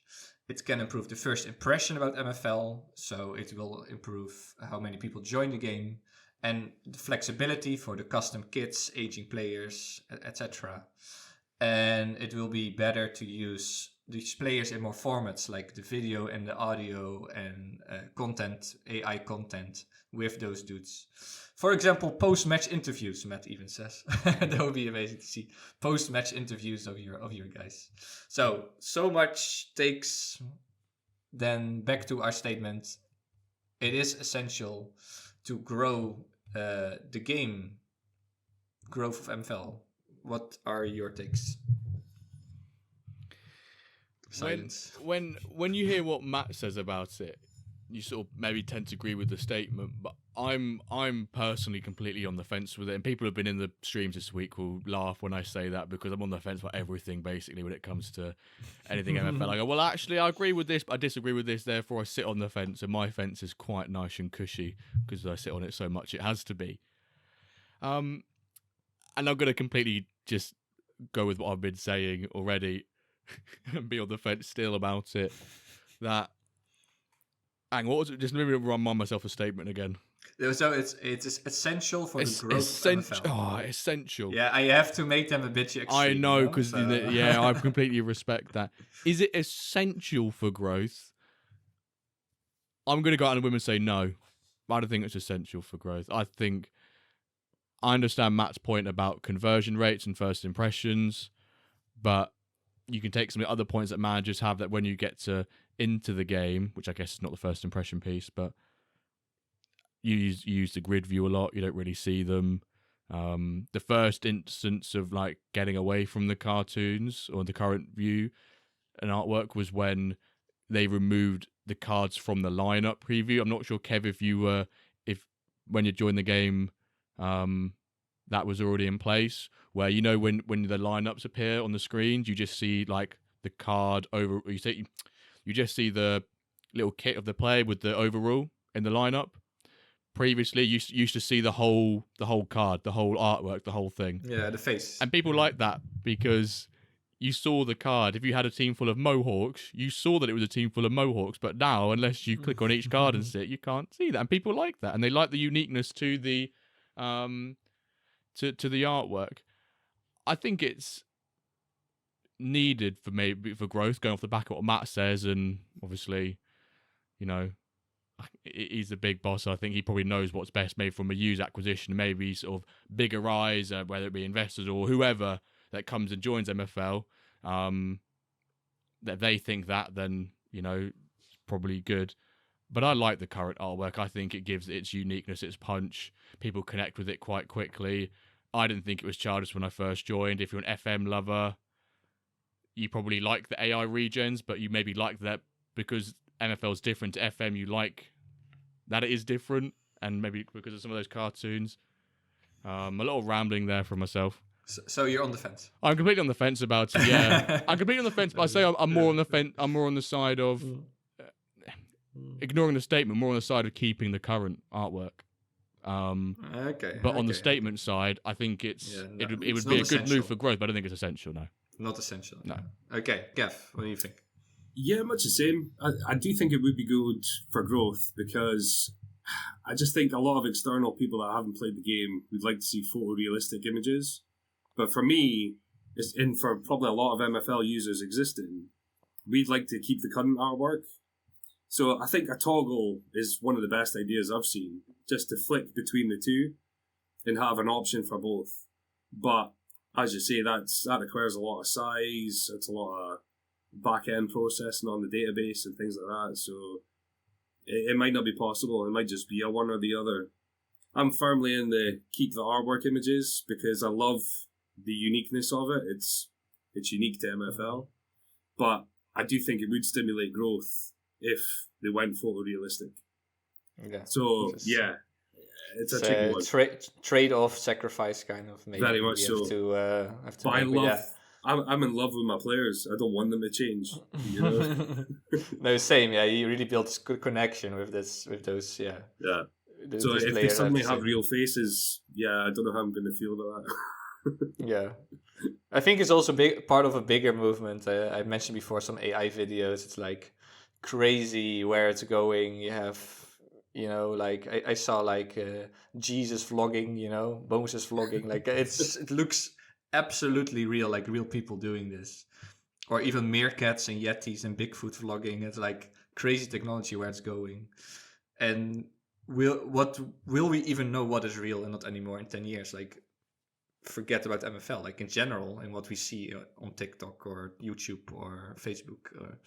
So it's part of a bigger thing, I guess. But it's definitely, it would allow, what Matt says, it would allow for a lot of content creation for the kits, the customization, and that whole piece. But yeah, it will be a tough goal. What do you think of easy? it? Do you think it's essential? Yeah, do you think it's essential? I think I like it. I like the current artwork. I think it's really cool. I definitely don't think it's childish, and I think you can. What we all, as much as we played MFL, we started to really like it and appreciate it because we got so into the game. But I think on the other end, yeah, after, it's just a transition, you know. It's like we're a bit nostalgic about it. But then when we do the change, and then after 1 or 2 or 3 months, we don't talk about it anymore, and we got used to then. And then we fell in love with our AI guys. So I think it's just like, yeah, it's a bit of like a breakup, you know. You move on, and then you fall in love with someone else. And then I think you're right. I mean, those that love the game, it's not really going to impact us massively. But yeah, it would be interesting to see if there's a toggle feature or if they can implement that in the future. Exactly, that would be both of the best of both worlds if we have the toggle on, toggle off. So kind of classic, yeah, the classic, or MFL classic or MFL modern, something like that. But let's see. Yeah, I think that's we said enough about that one. We have 2 more things, and then Jim. I do support people voicing their opinions that they would like to see some of this before it goes live. Yeah, I think that's something that's really important, that we need to see what this looks like. I'm all for the transition, but I don't want it to be, here's a change happening on X day, on X month. I'd like to see what some of that looks like. And I'm going to counter your point slightly, Calvin, when you say, the players that I love. What happens if I don't love the AI of the player that I already love? What if I don't like Arango and Romo? And I'm like, hang on, this isn't the player I once used to love. He's changed. He's completely different. That's a possibility. The player which I now love, I may not love because he looks different. He's changed. I think you'll also love them eventually. Like, it's still Arango. Yeah, Arango I'm just being petty there, but yeah. It's a bit like your kid. Your kid gets a new look. He starts to become emo. You still love your kid, although now they're emo, maybe. But okay, I don't know if that's the best analogy. There was another thing I wanted to say, but I forgot about it. Okay, never mind. Let's move on. 2 more things. One is about the community. So the statement is, we need some Discord changes to prevent more community fights in general. Very relevant, because we had, when we're recording, that there's some kind of massive fight going on in general as we speak, about a certain user getting blocked, you know, Dapper banned or blocked or whatever. Yeah. But lately, I think, almost every day or 2 there is some kind of massive fight in general going on. So do we need to do something like about that, or keep it cleaner, or special channels, or we love our community, can we do something about it? I think from a captain's POV, there have been times when I really, really want to go time out someone, and I don't feel like I have the authority to do that. I honestly do, but maybe it's a couple months ago, there was some stuff happening, and I was being tagged, like, Jimbo, sort this person out, they're being nasty to me, XYZ, and it was like a localized fight in a channel that, unless you're in there, you didn't know it was happening, but I knew it was happening because I was being tagged in it because I was online. And I think I was messaging Taggart and was like, I would love to just message MFL right now and say, can I just time these people both out for like an hour? But I've kicked people if they're scammed. I've never timed out someone or banned someone. I have the authority to do so, but I don't feel confident using that because I'm not sure if I'm really allowed to. I'd love MFL to say, right, captains, if you feel like you need to, do it, and we will support you 100%. That's the bit, I think, for captains anyway, we need to maybe have that confidence in us and feel like we've got the ability to do that. Do we need to make changes to prevent more community fights? I think if that was to be in place, we'd have more authority, and then it'd scare people off from doing it. But I think they're so few and far between And usually if it gets bad, usually what happens is people have a little bit of scrap. Someone then at Smith-Ewan or Ajax or Lucas, they go, behave. And then everyone goes, oh, headmaster spoken. You know, they've bollocked us all off. We'll calm down now. Maybe they need to let us captains have a bit of authority and be able to do that at times.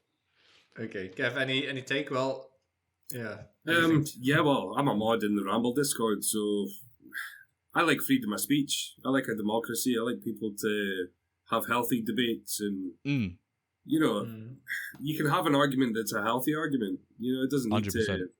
So if it escalates, fair enough. I mean, that's different. And, you know, if someone's seriously out of line, then that's when you look at timeouts and things like that. But generally, it's all quite lighthearted. It's all, you know, people with the best interests and just wanting to stimulate conversation most of the time. So, yeah, I don't think you should change it. You know, it's part of the democracy as such.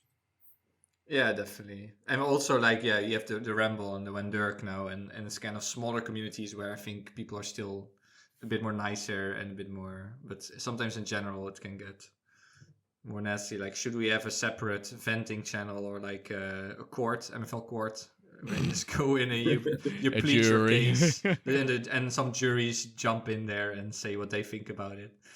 Like, I don't know. In general, I have not so much experience with other Discords or with community management and that, but yeah.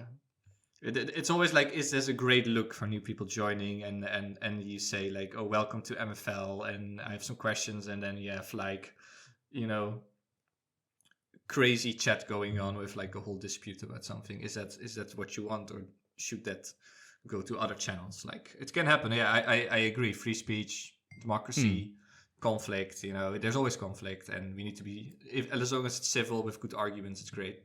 Yeah, and it should have a place. But is it? Do we want to happen that in general, for example, or should it move? I think most people don't let it escalate between themselves. They sort of understand where the boundaries are. They know if they say something extreme, they're gonna get, you know, punished for it. Yeah. I agree with both what you two have just said about the free speech bit. And sometimes having those debates is healthy. Sometimes what I'm not a fan is where this could just be a DM between the pair of you. Are you trying to get more eyes on it to try and fuel it more, to try maybe prove your point or put someone down? I don't think those should really be okay. I don't like it when you're intentionally trying to belittle someone out in public. I'm not a big fan of that at all. To your point, Calvin, does it make general look bad? I think if maybe it's coming from a user who's been on Discord for many years, but these happen in Discord servers all the time. Like, these sort of spats, they are just so common. But we have a very positive community here in MFL that I think it gets sort of sorted out pretty quickly. I don't think we need changes. Yeah. I think... maybe one thing would be like, we have a welcome, but that welcome is just made for waving at people. What if we have another just welcome to MFL, where you can have like, you know, all the newbies can be in there and ask all their questions, and we jump in there just to help them get welcomed, proper welcome to MFL. That would be what I would like to see, to have kind of an extra layer in between. But I liked what Jimbo said. It would be good if people sometimes have the savvy and common sense to take it in a DM instead of doing it on general or whatever. That just makes a lot of sense to me. You know, especially because most arguments are just between two people anyway. So just DM that person, sort it out. Yeah. You know? Yes.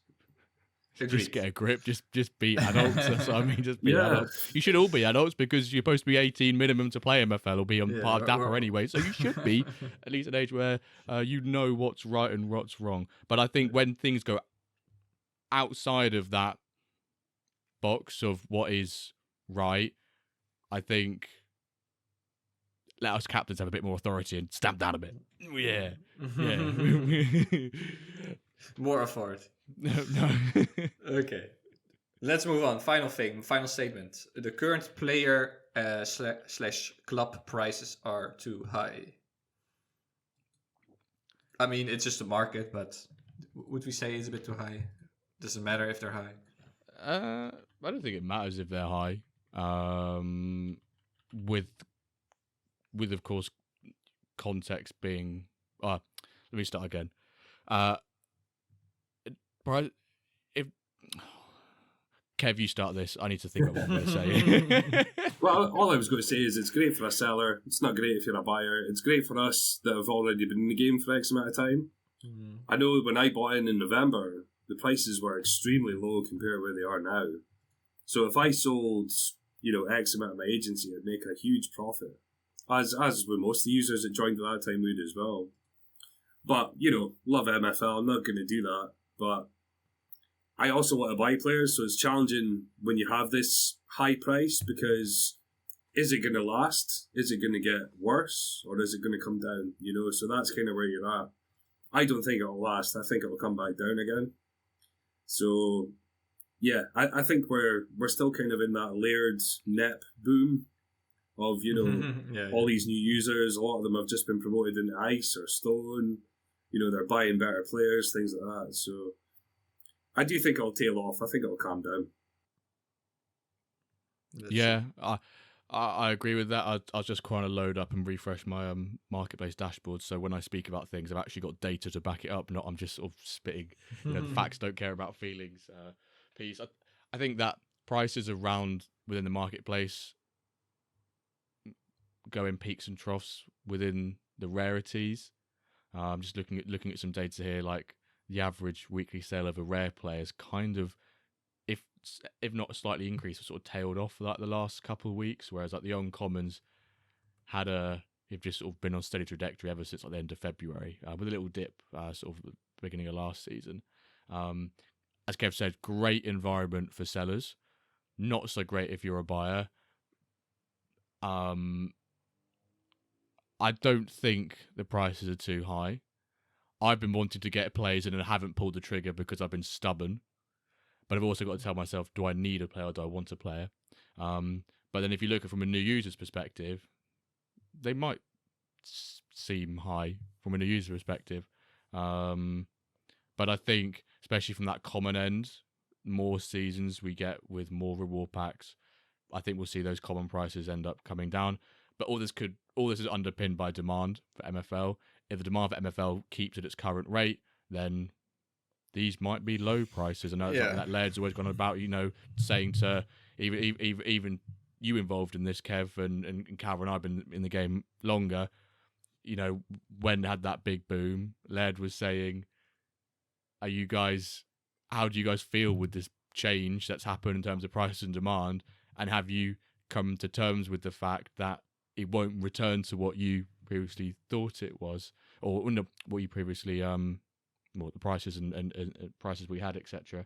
I think they'll probably. Eventually, I'd love it to be a nice, gentle peaks and troughs throughout a season when like their reward seasons pack drops, and then it booms if it needs to, comes down if it needs to, when demand lowers. But I think at the moment, with how small the game is, these are probably the prices we'd expect to see with demand at this level. I mean, it's just the market, right? Is it too high or not? It's the market. It's that's how it works. It's been higher. It's been higher, is what I'd say. It's been higher than this. Exactly. So it's probably good in that sense. And there's always.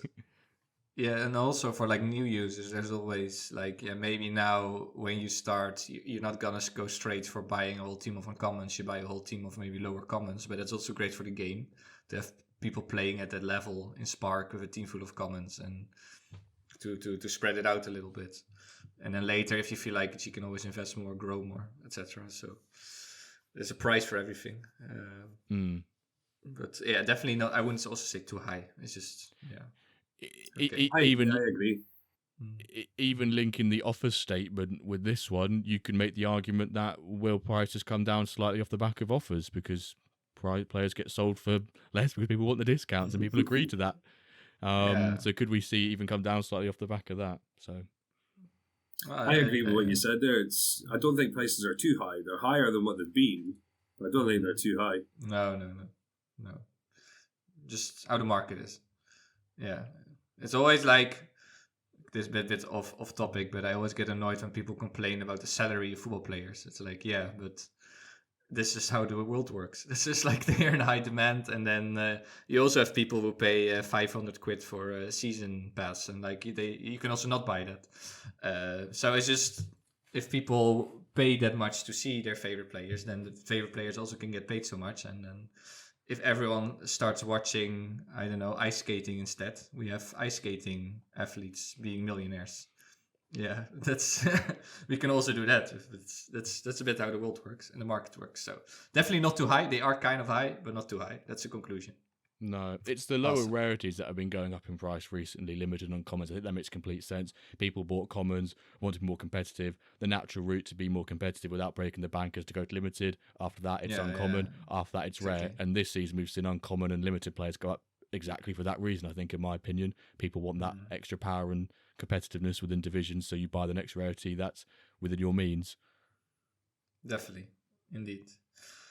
Okay, final question from our last guest, Workspace.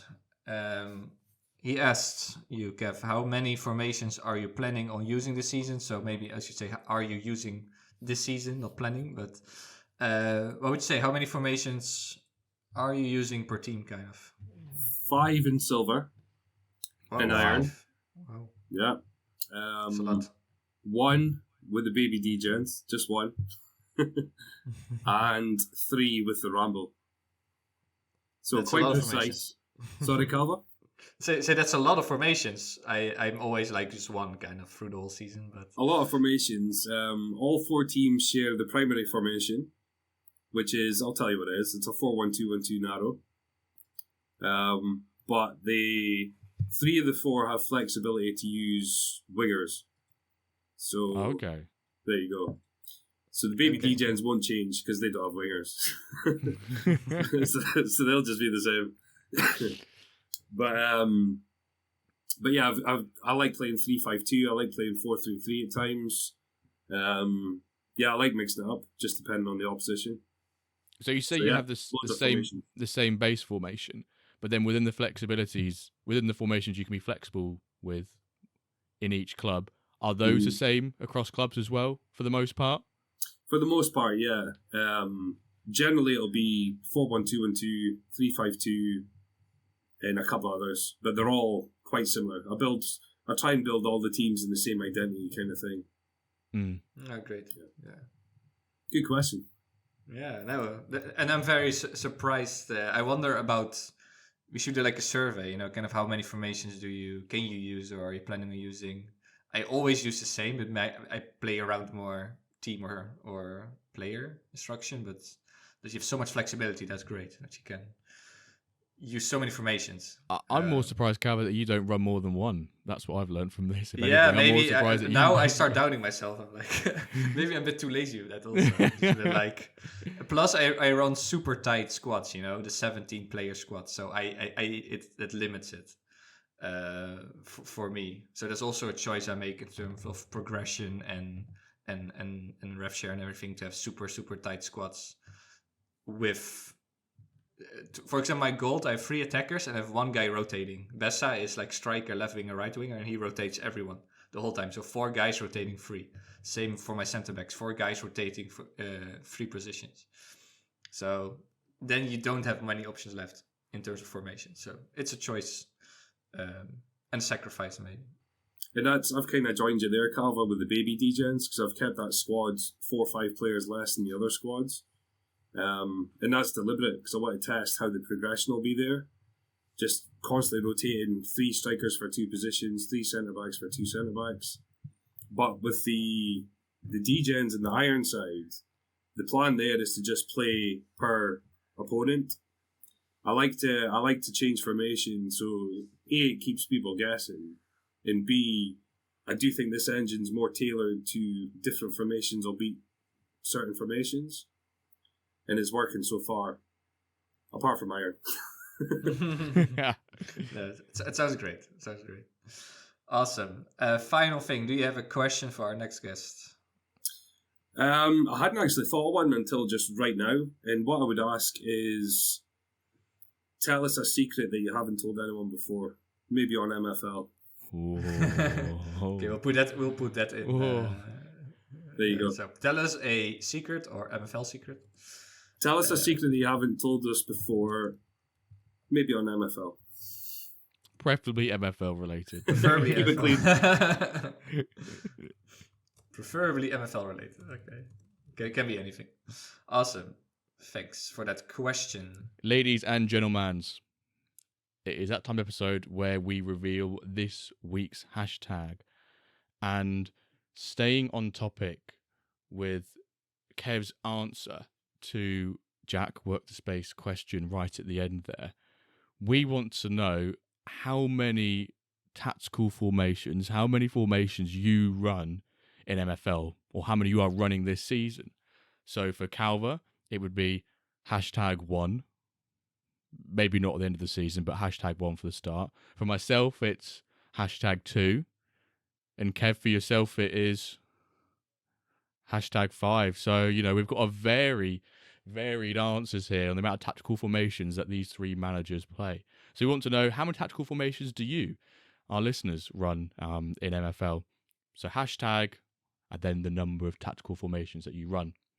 Post it all over Discord, in all the channels that you're in. Why not? Just chuck it in every single one you're in, even if it's MFL related. On YouTube, you know the deal by now, listeners. And before we wrap things up, let me say thank you to you all for listening. I've got to say thank you first to our lovely guests, one of the many Flying Scotsmen that we have in the MFL community. Thank you for being on, Kev, and sharing your wisdom. You didn't leak too many tactical insights, but that's what we're trying to get out of our next guest with their question, maybe. So I want to say a massive thank you for you coming on the pod today. Brilliant. Thank you very much, guys. Really enjoyed it. Hope to be back soon. Awesome. We look forward to that as well. Right. Hashtag the number of tactical formations that you run. There'll be some streams this week. The Cups start. If you're listening to this on a Monday, the Cups already started. And hope your game went well. Remember, double game days coming up. Make sure your tactics and lineups are set because they're 3-4 hours after each other. Suspensions, etc. Although, don't worry about suspensions.